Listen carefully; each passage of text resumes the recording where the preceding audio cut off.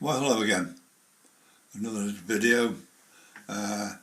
One thing has happened since my last video. Hornby have brought out 5 new sound files for the Hm7000, and these are what they are. There's a Royal Scott, there's a Class 390, Class 25, Class 33 and a Class 52. Now my 52, my Westerner here, I did put an Hm7000 in it, but I think it was a Class 56 that they hadn't got it at the time. Sometimes you can't do some of the proper sound files because if it isn't the Hornby loco, you've got no chance. So, but that was what I've done with that one. Now what I've done with that, I'll just show you this one firing up. So if I now put on the front cab lights, the rear cab lights, the main lights at the front, and start it up. This is what the 52 sounds like, the Hm7000 one.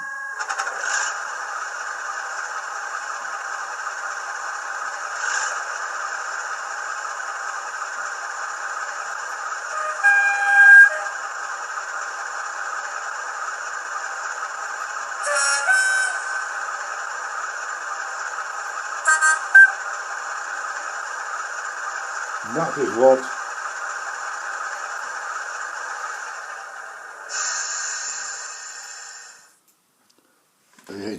the new 52 sounds like now. Now, one thing I had to do is, all I did with the sound file, I then run it round the track and I'm thinking, is this the right speed? Now what I had to, as you know, I've got this, which is my speedometer. Now what I can do with that, if I actually just, I don't know what I'm going to do with this.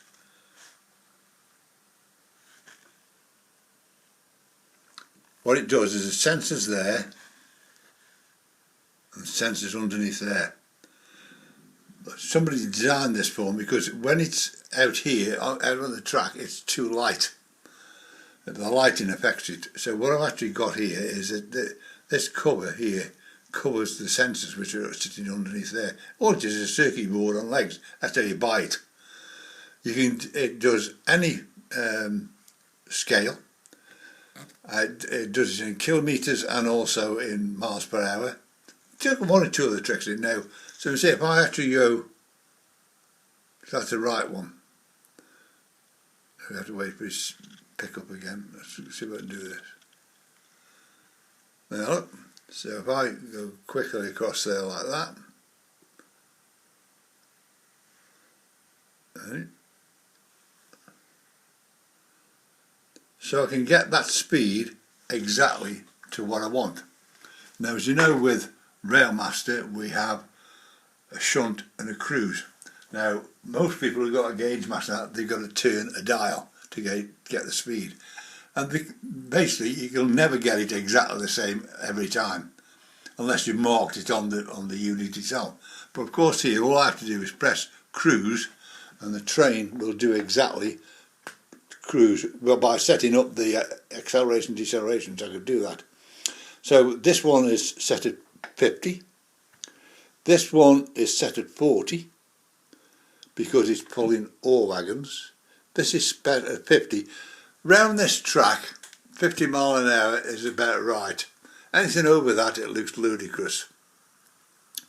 So what I'm going to do with this now, you've seen that, I'll show you this now. If you remember for the last one, it's actually got headlights, it's got a spotlight. Now what I've got with this is that spotlight I've changed on here, because you can change these in order here, these lighting functions here, so I can get it to strobe. So if I now just go for my 47, which is here like this, click on it. All these little green trains are actually train programs. The yellow ones are the sound functions, the sound announcements. If I do this now, there's the door just gone on. There, look, it's flashing now, look, see?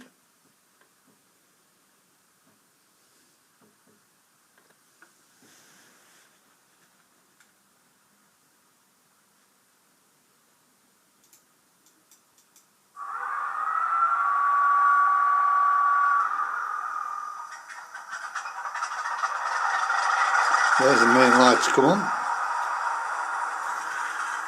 Perhaps you can't see it as well as we do it this way around, you can actually see it. Now the main lights have come on and it's running, the spotlight has gone off. Now this is going to go, of course this has got wagon clanging with my Stoke-on-Trent wagons, my 2 pit wagons and pottage wagons.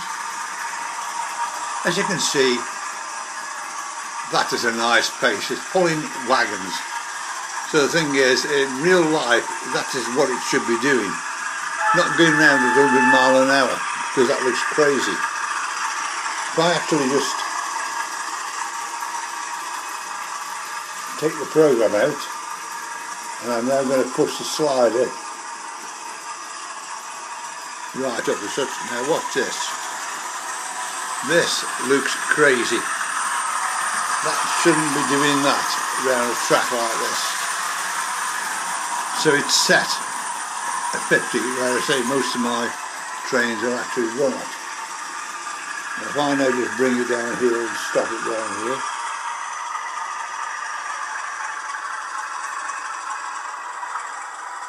And turn it off. So that's one thing I've actually done. I've actually made that little spotlight flash to warn people that the engines are going to start up. Now of course this one here, that's got a little bit of one problem as such. What it is, the guard's whistle only works when the train's going that way, when this cab's on and the train's going that way. When it's going this way, you can't get it done. So what I've actually done, as I said in the last time, over there's a guard's whistle in that one there. So I've actually added that into the program for that. So what I've done now also is these 2 trains will actually run together on a program. But what I've got in my system, of course I've got all sorts of stuff in my system. We'll just come over here, go down to here, go down to here. I've got my train announcement system, which has got everything in here. The signal box here, like this, do this. There's a signal box, which I've incorporated into a little run when that one comes around the main track. Because it's got a signal box there, and you can actually get them, I can get them to, as if they're talking to each other, like they do in real life. Now if I actually also go to here, I've got station ambience.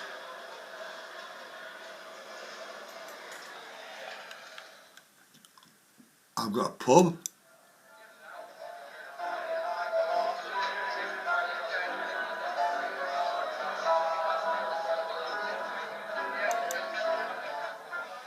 Ice cream cart.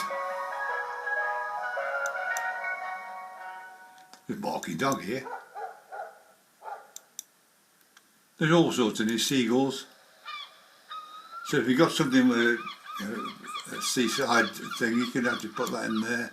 There's thunderstorms, there's all sorts of stuff. We're in Busker.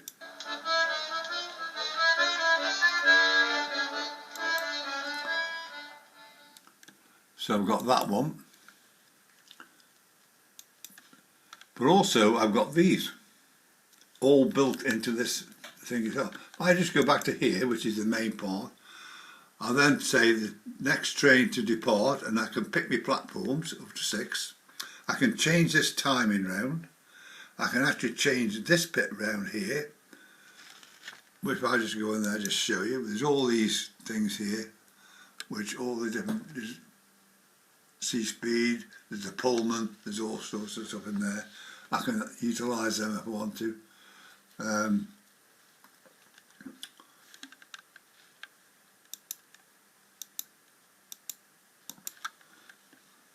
So I want Aberdeen, which is that one there, which is put in there. And then I can actually pick where it's going to go to. And if you actually go into here, every station in this country is down here. And all you do is go to the one that you want, such as letter M, there, and you start off McDonald. All these Welsh ones here, of course, go to H, Hackney, so you can pick your main station that you're actually going to go to, and go to here, and just take that out. Then over here, you need that again, because here you actually put in all the ones. So that particular train there, the Aberdonian, has got Peterborough, Doncaster, York, Darlington, Newcastle, and then Edinburgh and Dundee, and then it goes to Aberdeen. And once you've done it, you press this, and you press play, and then you just press record, and it sets the file up. Then you've done it. And here you've got how many coaches you've got, first class over in the front or the rear, you've got buffet services, apologise for late running, mind the gap. You can build all them into it and do all that. So simply say, if I've got a train sitting in the station there like that, if I go to here, I can actually put in one of these things, such as like, may I have your attention, please? Please do not leave cases or parcels unattended anywhere on the station. Any unattended articles may be removed without warning or destroyed or damaged by the security services. so I can build all that. I can have to leave that as it is. I can make a one up for that one. But what I normally do is I leave it like that, and I can just run the trains, pull it up there, and then put one of these here, close the doors. To assist staff in the punctual dispatch of your train, please ensure you close all doors and windows firmly behind you. Thank you. So I've got all them. I can work all them. I've actually got also, let's go back here a minute, just take that one off, out of the way, come back again. I've also got JMRI in here. Now on here I've got two program tracks. This one here is the Railmaster program track, and this is the JMRI. My little JMRI sprog is sitting over there, and I can actually put on the trains, and I can do the trains from off that as well. But of course now with the Hm7000 it's a lot easier, because you can just do it off here.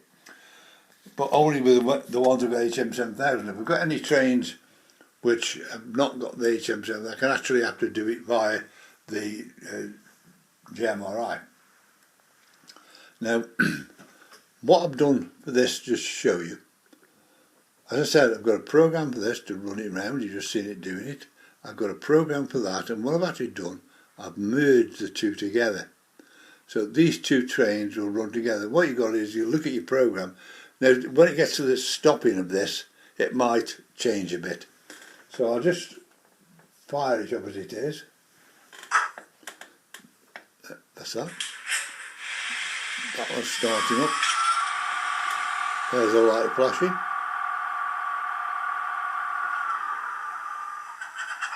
It's starting up. That one's doing its own little program.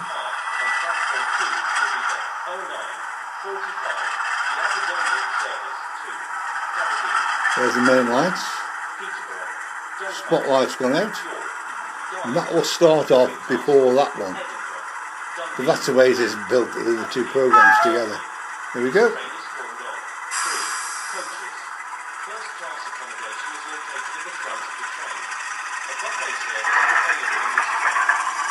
So that's going round on its own like that.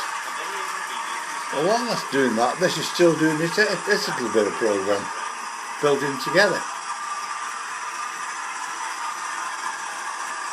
You'll hear this one in a second. Should do. Done this time.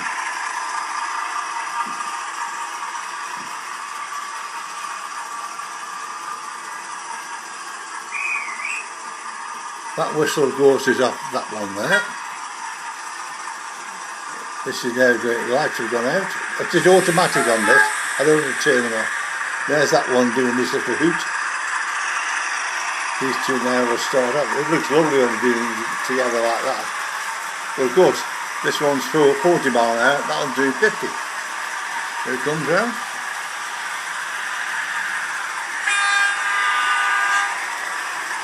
This one should do it here. That's just two programs running together.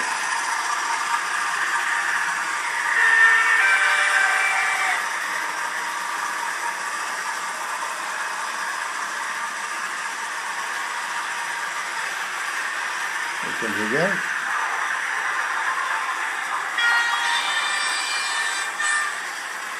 And this is where the problem comes, is getting these two. I have to show you how we get to this in a second. But this will stop short, I think. It'll stop about here most probably. Oh, don't just behave yourself, it's not there. This one's coming round now. I wait for the brake squeal, then I know it's going to stop. There we are. Perfect.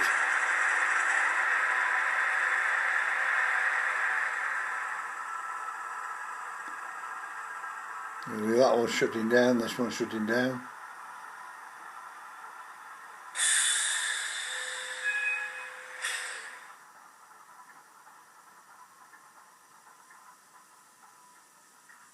There's the door. That's it, all finished. That's the program. Now if you go on, if I go into here and go to my programs, which is here, and go to here, and I'll go to just the ABBA train, I think. Usually the ABBA train, which is that one there. That is the program for that one. Now what you can do, if you go down here, there's a little peg here, and you just click that, and what it does, it puts those little ticks in there. Now what will actually happen now is if you click this one here, watch, these are all the timings. At the same time, the clock is here running, this speed clock here. So as it gets to each one, so 12:30 should be there. The next train to depart on platform 2 will be the 09:45, the Aberdonian service, Aberdeen. Calling at One thing you find when you're doing these programs with these, especially with these Hm7000, Newcastle, but multi-horns, what happens is it do one horn, and you press it again for the second horn, then the third horn, and what actually happens is it doesn't work. What you have to do is after you've done the first one, when the train gets to about here again, what you've got to do is to check this clock here, and then you have to add it in there, add it in as a sound file, and so that's how it all works. So this is now going to be doors, it's 87, oh 67 sorry, then you leave the guard at 76 roughly. There we go. Then the horn at 80, 92 is forward, because of course remember these are only in seconds, these are in parts of a second. There it goes. Now the next horn is going to be 104.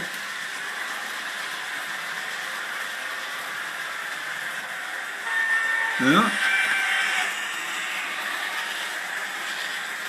The next one is 116.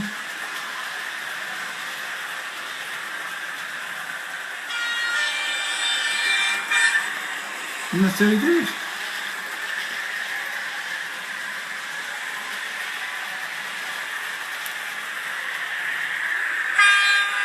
So you can check each one of these that it's doing what it does, and then also, same with the horns, you can add anything in when the sound's in, and just look at where the time is, where the train is there, like that, and then you can add that time in, add it into there, push it in. This is a good way of checking your programs. This is coming around here now. This should be stopping at 159 by rights. Yeah, how about? And that's how you set them all up.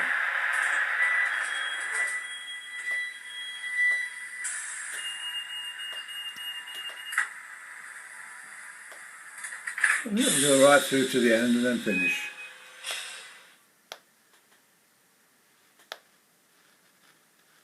done. I'll come out of there now, finished.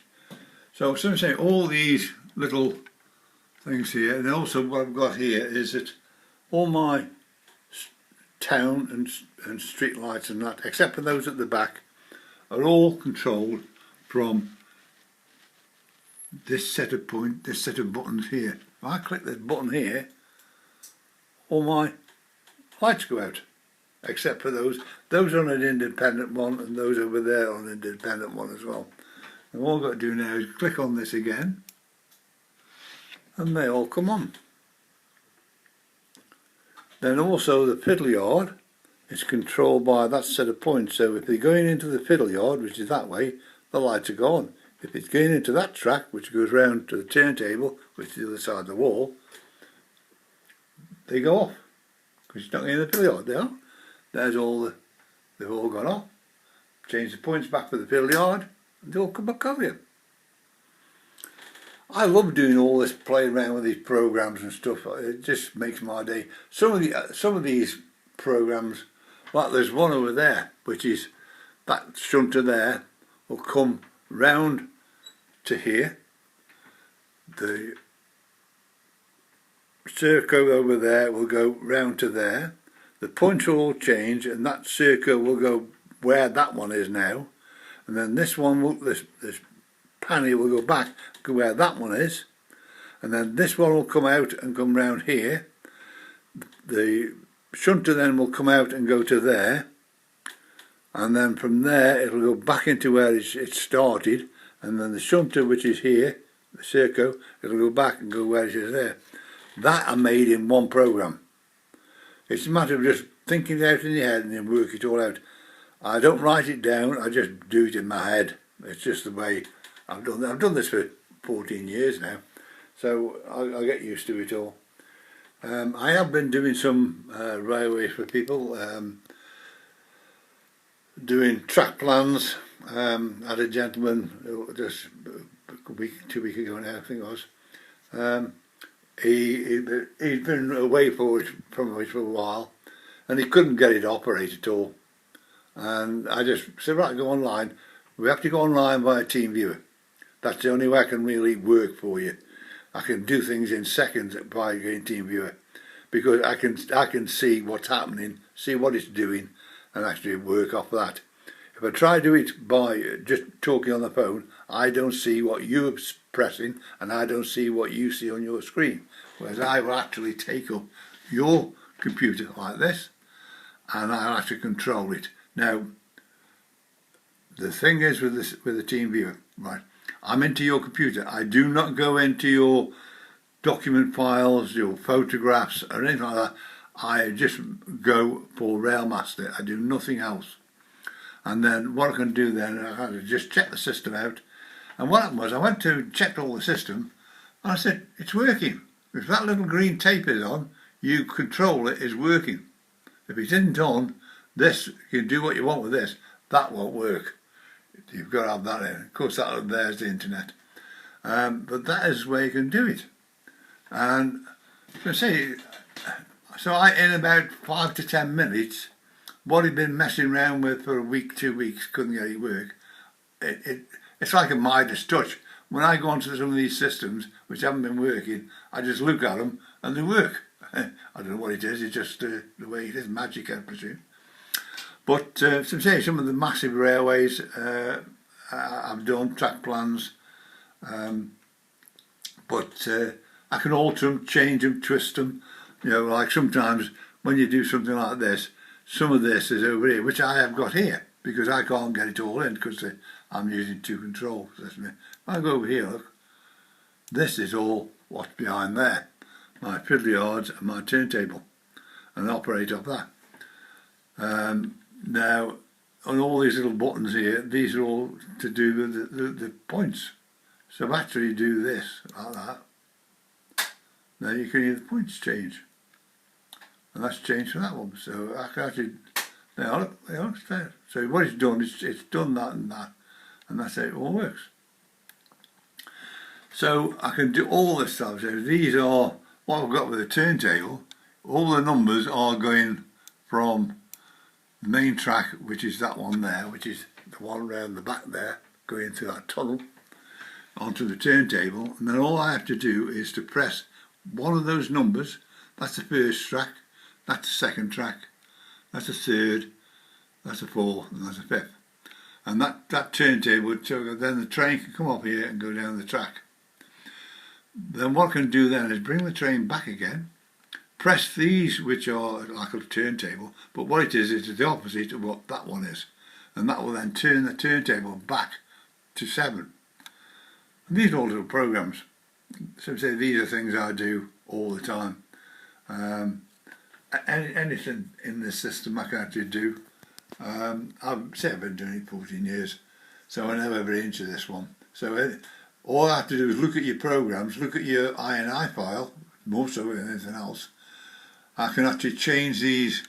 I